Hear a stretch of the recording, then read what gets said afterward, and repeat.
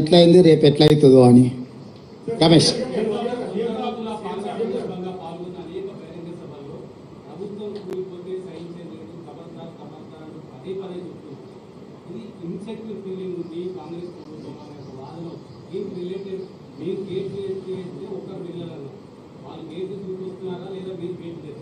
ఇప్పుడు నేను ప్రభుత్వం విషయంలో మొట్టమొదట బీఆర్ఎస్ నాయకులు ఇది 3 నెలలు కూడా మనుగడ సాధించారు, మేము పడగొడతామని బీఆర్ఎస్ వాళ్ళు చెప్పారు.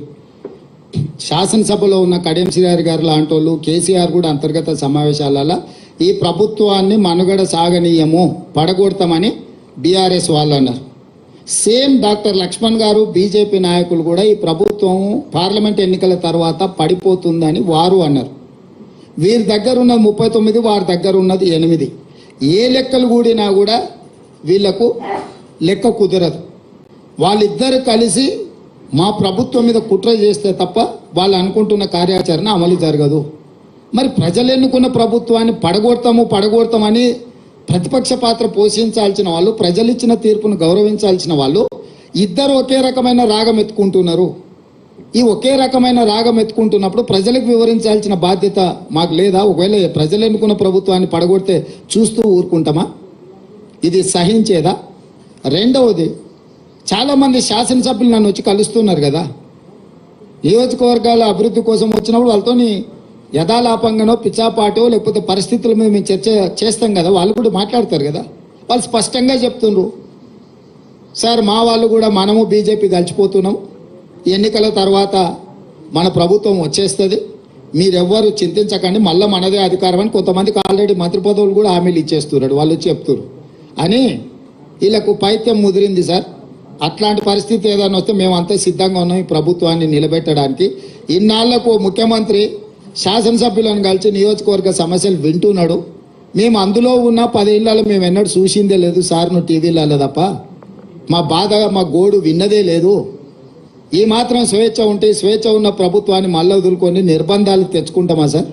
నువ్వు ఎప్పుడు చెప్తే అప్పుడు వచ్చి మీకు అండగా నిలబడతాను సార్, మీ పక్కన నిలబడతావు, నువ్వు ఎట్లా చెప్తే అట్లా అని ఎమ్మెల్యేలు నాకు చెప్తున్నారు కదా. నేను అందుకే చెప్పిన, నిజంగానే ఆ పరిస్థితి ఉత్పన్నమైతే ఒక్కసారిగా మేము నిర్ణయించుకుంటే ఇక ఆ 3-4 తప్ప 5వ మనిషి వాళ్ళకి మిగిలడు. కాబట్టి ఇప్పటికైనా ఇట్లాంటి అతి తెలివితేటలు ఇంకా మానేయాలి. మేము ప్రజలు ఇచ్చిన తీర్పును గౌరవించి ఒక మంచి పరిపాలన అందించాలని పాలన మీద మాత్రమే దృష్టి పెట్టినము. పార్టీ ఫిరాయింపులను కానీ కక్ష సాధింపులను కానీ మేము చేపట్టాలని అనుకోలేదు. అందుకే వచ్చిన మొదటి రోజు నుంచి రోజుకు 18 గంటలు మేము, మా మంత్రులు, మా ఎమ్మెల్యేలు ప్రజలకు అందుబాటులో ఉండి ఒక మంచి పరిపాలన, తెలంగాణ మోడల్, వైబ్రెంట్ తెలంగాణ దేశ ప్రజలకు చూపించాలనే ప్రయత్నం చేస్తున్నాము. కానీ ఒకవేళ ప్రభుత్వాన్ని పడగొట్టే పోటీ వాళ్ళు పెట్టిండ్రు అనుకో, దాన్ని నిలబెట్టే ప్రయత్నం కూడా మేము చేస్తాం కదా. కాపాడే ప్రయత్నం కొంతమంది చేస్తారు, ఎదుర్కొనే ప్రయత్నం మేము చేస్తాం. దీన్ని నిలబెట్టి వాళ్ళకు గుణపాఠం చెప్పేవాళ్ళు వాళ్ళు ఉంటారు. సో వాళ్ళు కోరుకుంటే నేను ముందు నుంచి ఎప్పుడు కూడా నేను మీకు చెప్తాను, ఏ దానికైనా నేను సిద్ధం.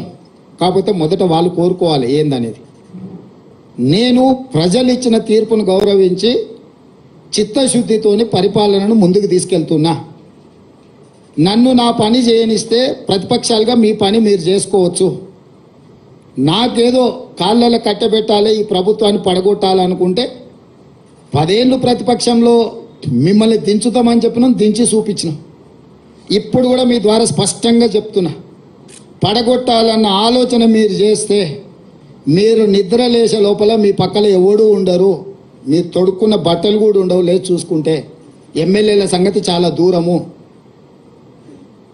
అట్లా ఒకవేళ వాళ్ళు కోరుకుంటే నాకు ఏమీ అభ్యంతరం లేదు. మీరు తారీఖు చెప్పండి, పడగొట్టేది ఏందో చెప్పండి, దాని పరిణామాలు ఏందో నేను చెప్తా.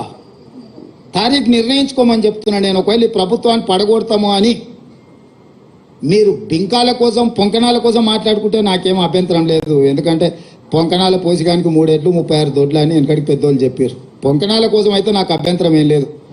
కానీ ఇట్లేదన్నా వ్యవహారం చేస్తే మాత్రం దానికి తగ్గ ప్రణాళిక మా దగ్గర సిద్ధంగా ఉన్నది. ఎవరేం మా మిత్రులు ఈ ఒక మంచి ప్రభుత్వం పడిపోతుందేమో అని ఎవరు ఆందోళన చెందాల పని లేదు. 10 సంవత్సరాలు మా ప్రభుత్వం ఉంటుంది. 94 నుంచి 2004 10 సంవత్సరాలు టీడీపీ ఉన్నది. 2004 నుంచి 2014 వరకు కాంగ్రెస్ అధికారంలోని, 2014 నుంచి 2023 వరకు బీఆర్ఎస్ అధికారంలో ఉన్నది.